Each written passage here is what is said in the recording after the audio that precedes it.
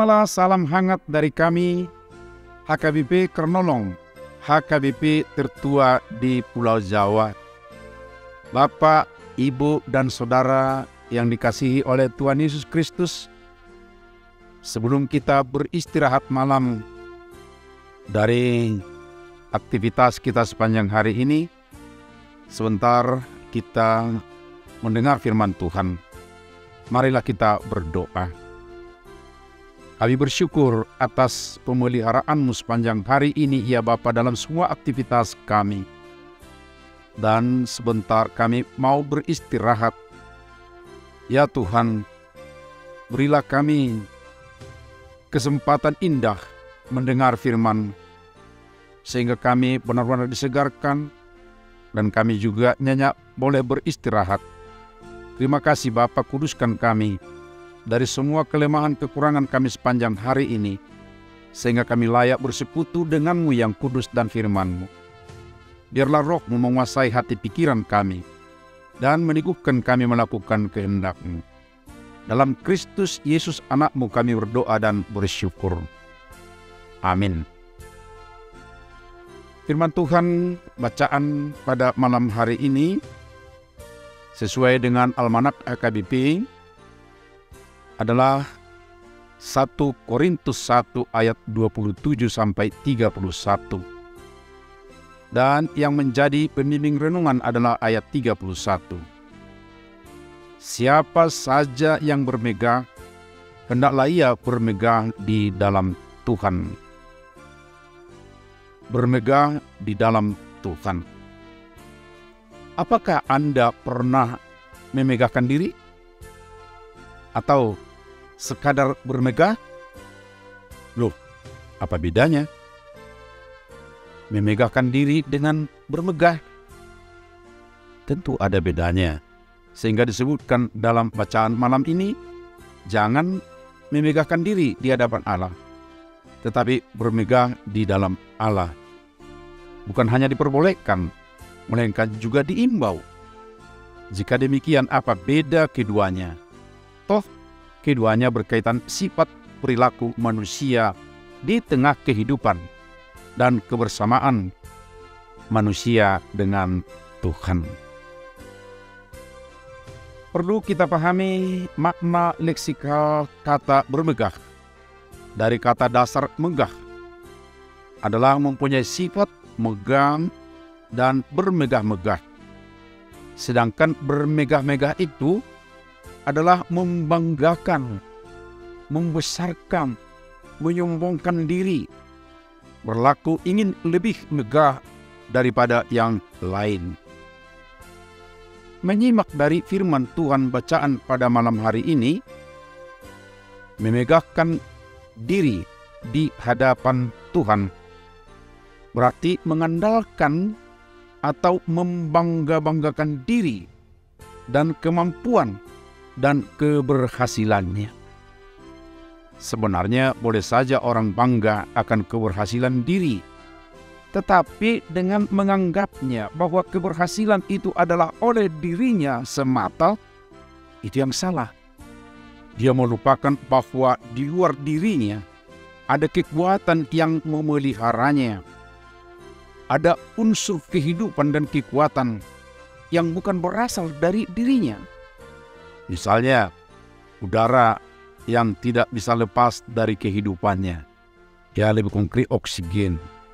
Bahkan makanan yang datang dari alam.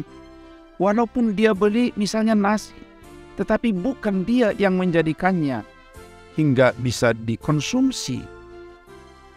Satu lagi yang dilupakan, bahwa hasil dari gapaiannya diharapkan adalah untuk popularitas namanya.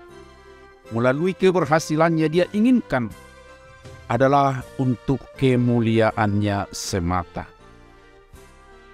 Beda dengan bermegah di dalam Tuhan.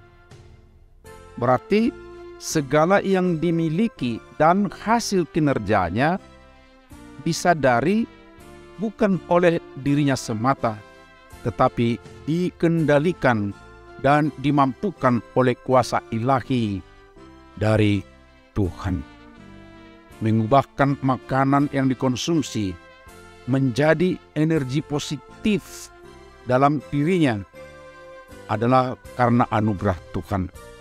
Sehingga dia memahami dan meyakini prestasi dan yang dimilikinya adalah dari Tuhan dan tidak bisa dilupakannya itu. Bukan untuk kemuliaan dirinya sendiri. Bermegah di dalam Tuhan, menyadari bahwa dia adalah hamba atau alat Tuhan, menghasilkan sesuatu untuk kemuliaan Tuhan. Lebih spesifik lagi dari konteks pelayanan Rasul Paulus, bahwa bermegah di dalam Tuhan itu berarti menjadikan apa yang ada pada diri seseorang itu dipergunakan untuk alat memuliakan Tuhan di tengah kemajemukan masyarakat. Bukankah pada waktu itu jemaat di Korintus berada di tengah masyarakat yang majemuk? Dengan demikian dapat kita mengerti bahwa orang yang mengagung-agungkan sesuatu dari dirinya, apalagi di tengah orang yang beraneka macam, tidak diinginkan Tuhan, sebab di dalamnya ada pengabaian keberadaan dan karya Tuhan dalam dirinya. Jauhilah itu. Sebaliknya, untuk kita sobat renungan malam Shalom yang dikasihi Tuhan, kita menyadari apa yang ada pada diri kita sendiri itu adalah sarana untuk memuliakan Tuhan dalam kehidupan sehari-hari. Kalau kita memiliki, mencapai sesuatu, itu bukan kebanggaan diri sendiri, tapi itu adalah kemegahan di dalam Tuhan. Kita pakai untuk kemuliaannya. Tuhan memberkati kita. Amin. Mari kita berdoa.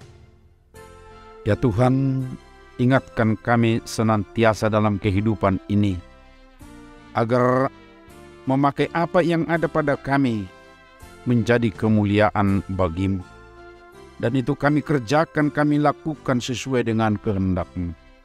Ajar kami bermegah di dalam nama-Mu, bukan bermegah diri di tengah kemajemukan masyarakat sekarang ini. Biarlah melalui apa yang boleh kami miliki, yang boleh kami capai, juga orang lain jadi ikut serta memuliakan. Dalam Kristus Yesus anak-Mu, kuatkan kami senantiasa ya Bapa. Berkatilah kami dalam istirahat malam, berkati saudara-saudara kami yang terbaring di rumah sakit atau di rumah karena fisik mereka lemah, sakit. Ya Tuhan, berilah mereka keteguhan hati, mengarahkan iman kepadamu. Terima kasih Tuhan. Kami serahkan hidup dan doa kami hanya di dalam anak-Mu Yesus Kristus. Anugerah Tuhan Yesus Kristus, kasih setia Allah Bapa, serta persekutuan dengan Roh Kudus menyertai kita sekarang sampai selama-lamanya. Amin.